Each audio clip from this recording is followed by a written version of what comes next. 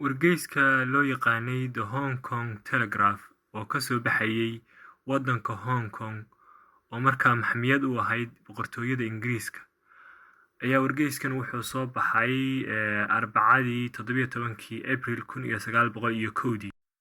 Wargeyskaasoo sheegayay in Sayid Maxamed uu urursanayo ciidamo fardoolaya si uu guluf colaadeed ugu soo kiciyo ciidamada Ingiriiska oo rugtoodu tahay magaalada Burco. Waxay kaloo sheegeen in sayidku uu urursaday oo isku dabaritay ilaa 8,000 oo askari. Marka jaraa'idku ciidamadan daraawiishta uu leeyahay waxay soo weerari doonaan British Garrison-ka jooga magaalada Burco. Garrison-ka waliba waxaan filayaa inay tahay ciidamada ilaaliya qalcadaha.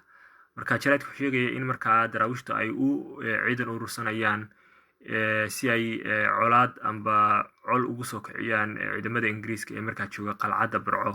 Dabcan qalcadda Burco ay markaa ka hadlayaan waa tan oo markaa Ingiriisku 1901 uu ka dhistay magaalada Burco, ciidamana ku tababaran jiray hubna ku siin jiray. Sidoo kale xilligii halganka daraawiishta jaraa'idyo fara badan oo caalami ah ayaa ka hadli jiray dagaalada daraawiishta ee u dhaxeeya dowladihii Yurubiyaanka ahaa. Jaraa'idadana waxaa ka mid ahaa The Telegraph oo markaa Press Association-ka hoostegi jiray, sidoo kale Times iyo Sun. Waxaa kaloo ka hadli jiray wargeyska caanka ee weli shaqeeya loo yaqaano Reuters-ka.